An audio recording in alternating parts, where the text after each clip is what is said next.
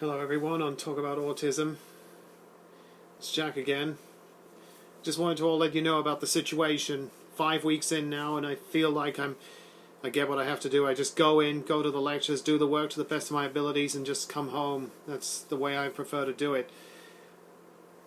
Really, there's no point dropping out now that I'm not this far in and there's only 5 weeks until Christmas. So really it's just to give it my best shot. Or if I fail in some of the modules, so be it. The maths is still the biggest problem. It's just getting the mood to do the exercises you're given. I can't really be asked to do them without someone with me. But polynumerals are coming next, so it seems a bit easier. It does, and I'll perhaps have a look at complex numbers over the weekend. Been a bit of a better week. I've been to Duxford today. I have had a chance to see the aircraft.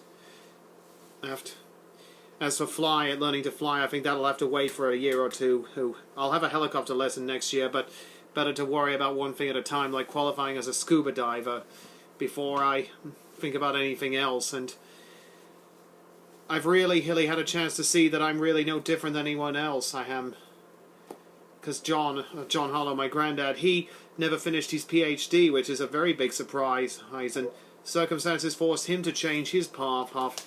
He did chemistry, and then there was nothing for him. He did aeronautics at Cranfield for a year, and then still that didn't work out, so he went on to do his masters. He did it at Hatfield, and finally got into a job, but because of time and commitments and family, he never got the chance to finish his PhD. And Mr. Stockford, one of the tutors who will be teaching me mechanical design next year, he never got the chance to finish his MSc because his path was not properly defined.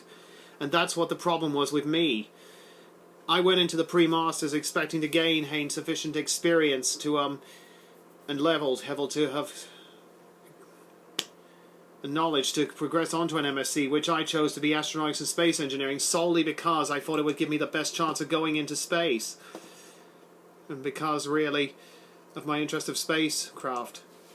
But the thing is, my path was not properly defined at all. My path was just to simply complete the masters and then get a job, and then hopefully someone would offer me a job somewhere that I'd like. But that's not the way to do it. It isn't anymore. The MSc, the pre-masters, has made me see just how big a workload it is. Clearly I wasn't prepared for it. No amount of preparation, or no matter how many times people tell you how it works, can never prepare you. It's like having children, as my mum says. Now, my path is to complete the pre-masters, and then I have to find where I'm comfortable. I have to find where I'm going to be happy working, before I even consider doing an MSc again, if I ever do one, of course.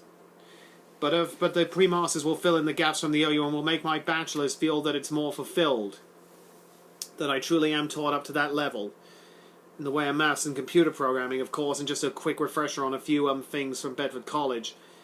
So really, it's been thinking. I went to the careers fair this week. You never know, I could get a job at testing aircraft after an airline like EasyJet at Luton Airport, or I could always consider Airbus at Stevenage, which do air and space defence contracts. So I could always do the MSc in astronautics in a few years if I'm happy with that. But I could be happy working for an airline like EasyJet at testing aircraft and things like that, especially with all the grades I did at Bedford College.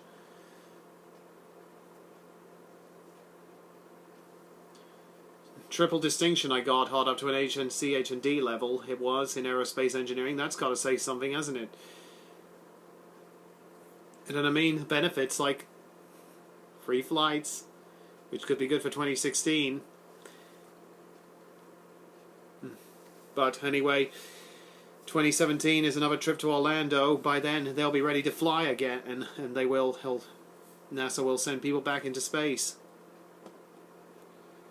But really, I've been realizing that I really am no different. People go into the MSc they do without properly knowing what their path is. I've now got to let my course take me where it takes me.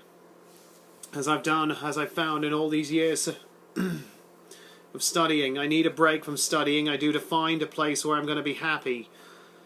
I've been taught up to a level where I can be guaranteed of a very fulfilling job and career position. But now, if I want... Tim Peake, he didn't need an astronaut, a master's degree to go into space. He has a Bachelor of Science with honours, and that's what I got, a Bachelor of Engineering with honours myself. And no university is more accredited than any other. Because it says on the European Space Agency website, there is no university course that can prepare you for going into space. I have to make myself stand out in other ways, I do, and I stand out quite well in the way of astronauts do. I can enjoy a lot of the stuff astronauts do, and I'm willing to try a few new activities, like perhaps a couple of skiing lessons at the Snow Dome, and I'm still willing to qualify as a scuba diver, which will be something to look forward to next year, getting into open water, especially since I've already bought the wetsuit. Might see about putting some more video on about that. I know I've gotten the most views is from my scuba diving videos.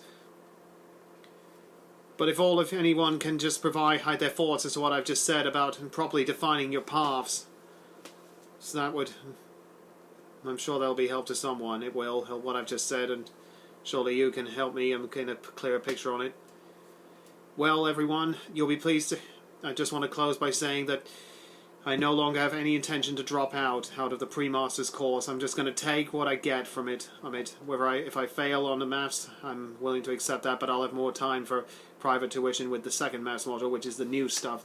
Maths 1 is just revision on the old stuff.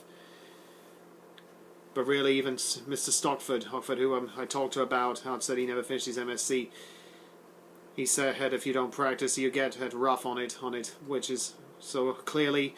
I am truly no different than anyone else. Next week it's starting to learn about MATLAB, the other computer programming subject, so hopefully that won't be as difficult as VBA, but anything I learn will be good. So the next update I put on here will be when I've officially gotten my marks for the engineering project in TXR 120. That will be when I finally have my degree, so when you see my next update you'll know what it means. So for now, see you later this month, everyone.